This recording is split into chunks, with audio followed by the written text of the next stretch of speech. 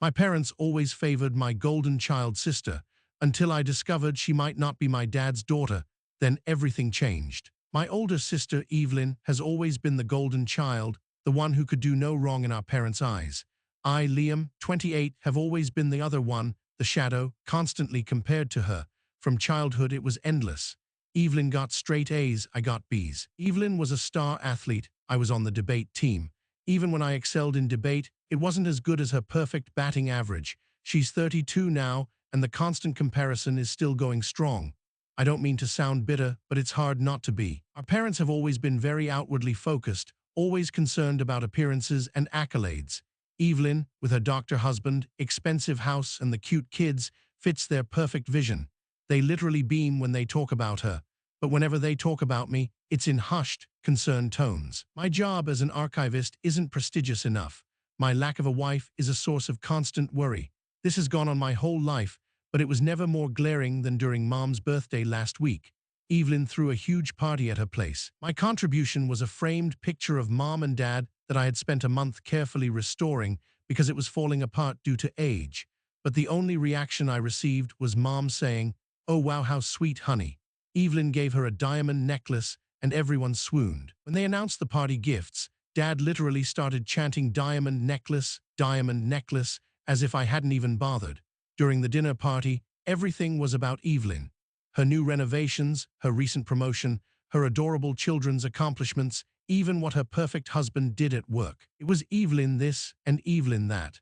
I tried to share some of my recent findings from the archive at work, but I was brushed off with a disinterested, "Oh, that's interesting," from my mother. No one seemed remotely interested in what I do. It's a boring desk job to them. Later that night, I overheard a conversation between them. Mom was complaining to Dad, "Why can't Liam be more like Evelyn?" Dad's reply was even worse. He had potential, but he squandered it on history. I know I shouldn't have eavesdropped, but I can't help how much it hurts to know I'm such a disappointment to them. It's as if they've already decided I'm a failure, and they've stopped expecting anything else. The kicker was what Mom said after. She whispered, "I heard he's been seeing a therapist." Like it was a dirty little secret that I had been seeking help because I have the audacity to have feelings. I'm so tired of living in Evelyn's shadow. I feel like I have to be extraordinary, and even when I am, it's not good enough. I feel like my entire life I've been competing for their love and attention, and I always come in second. It's exhausting, it's painful, and it's not something I deserve. I don't know what to do anymore. Update 1. Well, things have taken an unexpected turn. I decided that I needed to talk to someone other than my therapist about this whole thing. So I called my aunt, my mom's sister, Deanne. Deanne and my mom have never gotten along, and frankly, she is like my mom but the complete opposite in personality. She's an artist and a free spirit, everything my mother finds distasteful. Growing up, she was my one ally, always telling me that my parents and sister are crazy. She was the only one who made me feel normal. So we went out for coffee, and I told her everything, from how they fawn over Evelyn to the overheard conversation to the therapist comment. She listened intently, and when I finished, she said something that completely floored me. She took a deep breath, looked me straight in the eyes, and said, "Liam, Evelyn is not your father's daughter." I literally choked on my coffee. I asked her to repeat it, and she did, and she clarified. Apparently, during a time when my parents were on the verge of breaking up, Mom had an affair. The timeline fits. She was unsure whether Evelyn's real dad was my dad or the other man.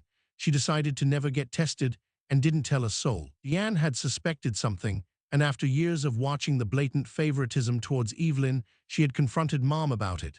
Mom had brushed it aside and denied it, but according to Deanne, she saw right through her.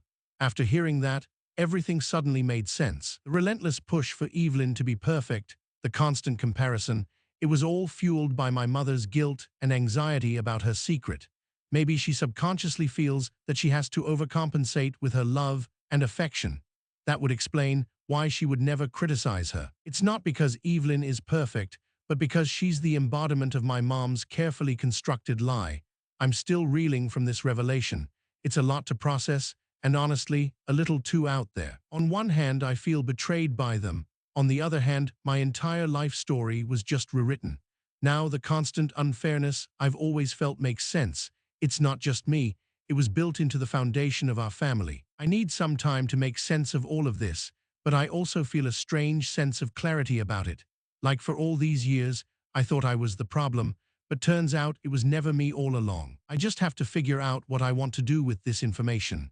This secret could destroy everything my parents have built, and I don't know if they deserve to know that I know. Part of me wants to confront them and watch their perfect world fall apart, but part of me is terrified about what it will do to them.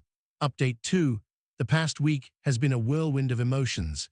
I've gone from anger to confusion to a strange sense of calm. Deanne had warned me, you can't unsee the truth, and she was right. I feel like I'm looking at my family with new eyes, and everything I used to accept now feels distorted and wrong. I've done a lot of thinking, and I've come to the conclusion that I have to confront them, not out of revenge, but out of a desperate need to reclaim my own narrative. I spent 2 hours last night writing a letter to my mom explaining that I know. And I did it specifically so that they can't argue, and so that I can get everything I wanted to say out.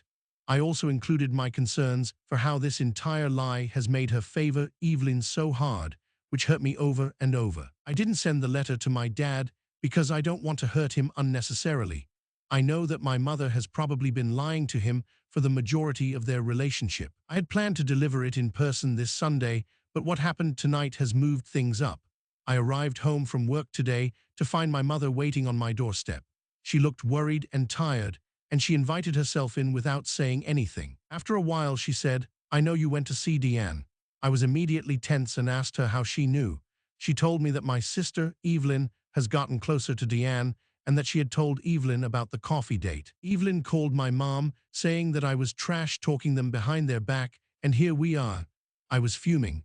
I had to use all my self-control to not explode at her. I asked her if she knew why I had gone to Deanne, and she just looked at me confused. I handed her the letter. I watched her expression change as she read it. Her face went from confused to shock and disbelief. Then it shifted into hurt, and then a sort of defeated sadness. When she finished, she looked at me and simply said, how? I told her it didn't matter, and the only thing that mattered is that I know. I told her that her secret has been the elephant in the room for my entire life. The golden child had to be perfect to justify the lie, and I had to be punished for never being her. She was completely silent. Then she cried. She said that she knew that she had always treated me unfairly, but that she was in too deep to stop. She insisted that she loved me too, that her feelings were real, and that the constant comparisons were an attempt to protect Evelyn, to keep her safe from the truth. That's when I completely broke down. It was not the apology I had expected, but it was something. I told her how much it hurt to have everything I did compared to Evelyn, and that her constant criticism and disappointment had become a constant presence in my life. I could tell it had finally sunk in. I asked her if she was going to tell my dad the truth, and she didn't answer. I told her that if she doesn't do it, I will. But my biggest question was, does Evelyn even know? Mom admitted that she hadn't told Evelyn about the affair because she feared that it would ruin Evelyn's marriage. She was protecting her from the truth. Again, the irony is not lost on me. She said that she needed time to process everything, so I told her to leave and not contact me. She nodded in response and left. I don't know what will happen next, but one thing is for sure, the game has changed. The power has shifted, and that's all I wanted. For the longest time, I wanted them to know that I know, and now, finally, they know. I'm waiting for the storm, but I'm also strangely at peace. I think I'm done trying to be what they want, and I'm ready to just live my own life. I'm still in shock, but I feel relieved. For once, I don't feel invisible anymore. I feel seen and validated. I'm the hero in my own story now, and I won't allow anyone to rewrite it. My brother's gambling problem caused our father's death after telling him about it right before he passed, which caused me to inherit nothing at all. My brother told my dying father about his gambling problem, which caused his death, and I inherited nothing. I, 47M, have always been the responsible one in my family. My younger brother, 42M Liam, has always been the opposite. Our father, 72M, had been in declining health for a couple of years, and it became clear that he was not going to make it much longer. He was a stubborn man and refused to go into a nursing home, insisting on staying in his own home until his final days. As he was unable to care for himself, it was my job, in addition to my own full-time job, to be his primary caregiver for the past year. My wife, Deanne, has been an absolute rock during this incredibly difficult time. I would drive to my father's every day during my lunch to give him his medication. Every evening, right after work, I'd drive back to his home and give him supper and help him do whatever he needed to do before going back to my home. This routine went on for a year, 7 days a week, because my brother was too busy with work and other excuses. While I was doing this, I had been noticing small sums of cash disappearing. At first it was like $20 here or there, then it kept increasing. I just assumed that my father had forgotten where he had put them, maybe in a book somewhere. I decided to let it be. But then one day, an amount of $300 went missing. When I asked him about it, he looked extremely confused and scared. So I left it alone. As my father's condition grew worse, I started sleeping over at his place every other night. Liam, on the other hand, had never spent even one night at our father's since his health began to decline. A week before my father passed away, Liam stopped by. I was in the kitchen preparing something to eat for Dad. I went to go check on my father, and there he was, crying. I asked my father what was wrong, and he didn't answer me. He only turned to Liam. Liam was clearly avoiding eye contact with me. My father was practically sobbing and kept saying, "I'm a disgrace. What have I done?" He did not explain what that meant. I was visibly confused, and I tried to help him. Liam tried to calm me down, saying that our father was just having an episode, so I told him to help with dinner and left to look after our father. I helped him get comfortable and into bed. I had not left the room when our father said to me, in a very raspy tone, "I did not mean for this, I really didn't. Please don't hate him." I was visibly confused again, and I went to call Liam so that he could hear this. When Liam arrived, our father was in a full-blown panic and was hyperventilating. I told him what he had just said. Liam quickly tried to dismiss what he was saying as just symptoms from his illness and told me that I should go home for the night and that he would take care of things for now. Liam also told me that there is no point in trying to find out what he is trying to say because it does not make any sense. Since I was extremely tired, I agreed. I called my wife, packed a bag, and headed home. The following day, my wife was with me at work when my phone started to ring like crazy. I was getting a flood of calls from Liam, my aunt, my sister, everyone. My heart dropped. My father had passed away during the night. We rushed to the hospital, but it was too late. Liam was the only one there. He was crying and saying sorry over and over. The next few days were a total blur, while my brother was doing damage control. My wife was taking on the weight of planning the funeral. There was a great turnout for my dad's service. His friends, colleagues, extended family, everyone that knew him. After the funeral was done, we all sat down together at my dad's house for the reading of the will. Here's where things got messy. I found out that my dad left everything to the care of his nursing home, which is currently where his money went to pay off his bill. I was confused because my father told me before that he would be leaving the money to us and my sister, and Liam would get nothing since Liam had previously stolen some of his money. I tried to understand why the will stated otherwise, but the lawyer told me he didn't know and that I should be talking to my family, not him. As I was leaving to talk to my family, my phone rang and it was from a man. This man told me he was a business associate of my father and asked me if I knew of Liam's gambling problem. I told him that I did not and that he needed to explain himself. The business associate said that a couple of months ago, my brother had asked my dad for a loan to pay off a bad debt he had from his gambling.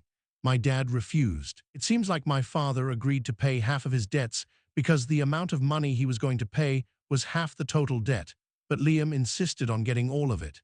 When my father refused again, it seems like Liam yelled and cussed at him. He said some terrible things. Then my father called me and asked for me to stay the night.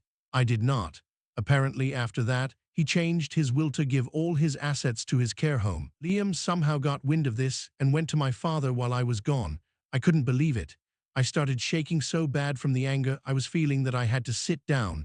So, in short, my brother told my dying father about his gambling problem. He got yelled at for asking for money, and then my father died a week later.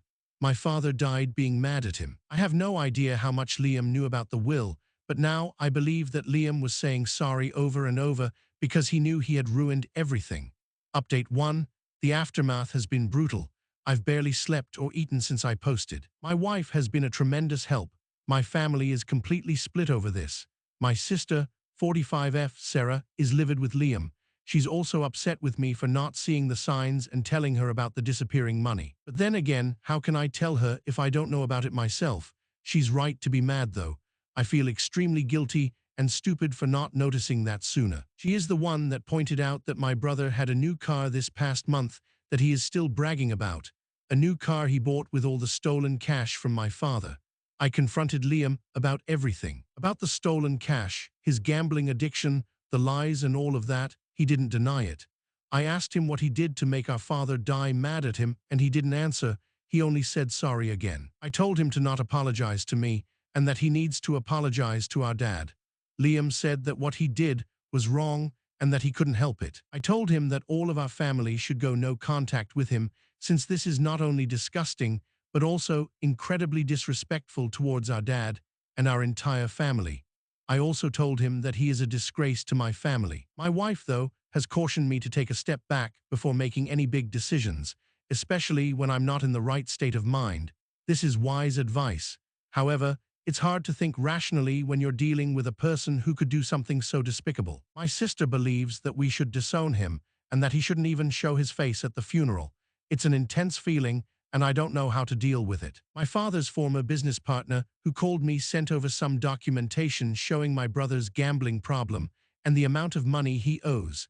It's a lot, way more than I could have ever imagined. He even showed me some videos he took of Liam gambling aggressively at casinos when he was supposed to be at work. I was furious and disgusted at the same time. All of that work I did, the time I sacrificed, it was all for absolutely nothing. Not that I expected to inherit money from him, but it would be nice to get a little something after doing all of this work. I also feel stupid for working for so hard for a man that had a son so undeserving of his love, and that had to be his caretaker for free. My brother doesn't even have the decency to feel bad about what he did. He just said he is sorry, but he has not been helping my wife with the funeral planning. He hasn't helped with the cleanup. He has not done anything. I have no idea what he has been doing. It makes me feel sick. Right now, I'm not trying to think about that, and I will just focus on what I need to do for myself. I'm thinking of seeking out a therapist to process everything, and also to help me make decisions when I'm not too emotionally unstable. I'm also contemplating on just going full no contact with Liam. Is that something I should do? Update 2. It's been about 2 weeks since my father's funeral. I've gone to therapy a couple of times, and it has helped me process my emotions. I feel slightly calmer, but I'm not okay. As for the Liam situation, I have decided to go no contact with my brother. He called me this past weekend and asked if he could come over, and I refused. He also wanted to talk about what happened, but I simply told him that I was not interested in any conversation with him. After that, he called again, begging me to come with him to the cemetery. He wants to be there, but he says he doesn't want to go by himself. Again, I refused. My sister went to see Liam this weekend. She said that she was extremely angry at him for not only stealing money from our dad, but also for causing his death to be painful and miserable. He didn't deny anything. My sister said that he was acting very strange. He was almost numb. My sister believes that Liam has completely lost it. I honestly don't care what happens to him. He could live on the street, and I wouldn't even feel bad for him. He completely deserves it. This whole mess with my dad's passing has been nothing short of a complete tragedy. Not only did my father die filled with resentment, he was robbed blind by his own son, and I was robbed blind by my brother. And now I'm left with nothing. No money, no inheritance, only pain and trauma from all of this. My wife has been the best she can and is really trying to cheer me up. We decided to take a trip next month to forget about this disaster, even if it is for a little bit. I'm grateful for her and how strong and supportive she is. If I didn't have her by my side, I don't think I could get through this. For the time being, I'm going to be taking a break from social media. I don't think there's anything else to update at this time. My father's belongings are being taken care of by my sister, and we still have to see what we're doing with the house. But it's in terrible shape, so I'm assuming that we will sell it. But other than that, it looks like my dad is finally going to rest peacefully. It's sad that it came at such a steep price. Thank you for all the support everyone has given me. I truly needed it. My husband had a secret family and spent his weekends on work trips before I found a picture of him and another wife and child. My husband, Liam, 32M, started acting distant, so I, Maya, 30F, went through his work laptop and found he's living a double life with a whole other family. I found out when we were just having a normal Wednesday evening. He was acting really weird, didn't talk to me at all, and kept fiddling with his phone. This is unlike him. Liam is usually very talkative and attentive. After dinner, he said he needed to finish up a work project and would be up late. I didn't think anything of it, but he's been working from home a lot recently, so I figured maybe he's just busy. He went into the office and closed the door, so I went to bed. I couldn't sleep, though, and I kept thinking about how distant he'd been. I decided to check his work laptop since he always leaves it open. I know that's wrong, but I was just curious. He always said he hates it when I open his phone or devices, which has made me sus. When I opened his laptop, his email was already logged in. I didn't go through everything, but then I saw it. There was an email chain about a school play. The email had pictures attached. It was a picture of a woman, who I've never seen before, hugging a young girl, and my husband was standing beside them. The young girl had his eyes and hair like a mini Liam. I was so confused. I opened another email that he sent, where he was talking about his daughter, Ava, 6. I felt so sick, and my heart was racing. I tried to piece everything together and read every email thread. He had been texting the woman from these emails on a burner phone. I looked through it, and he was talking about her in a very loving way. He was even planning on taking his family to Disney for the weekend. It felt like my heart was ripped from my chest. Then it clicked. His frequent work trips had always been on weekends, and when he came back, he would act extra loving. He has a whole second life, another family. He lied to me and cheated on me. I didn't sleep at all last night. I'm running on fumes right now. He's at work right now, acting all normal and probably even planning his weekend away with his other family. I haven't said anything to him and don't plan on doing so until I know what to do next. I'm just so angry and heartbroken. It's hard to believe he could do this to me. I was so happy with my husband, or I thought I was. Update 1. I know it's only been a day since my first post, but a lot has happened since then, and I needed to get some of it out there. Thank you to everyone who commented and gave advice. It's nice knowing that there are people out there who will support me. After posting yesterday, I tried to go back to sleep, but I couldn't. My mind kept racing, and all I could think about was him and his other family, his daughter Ava, and that other woman. I looked at his work calendar again, and he's scheduled to go away this weekend on his usual work trip.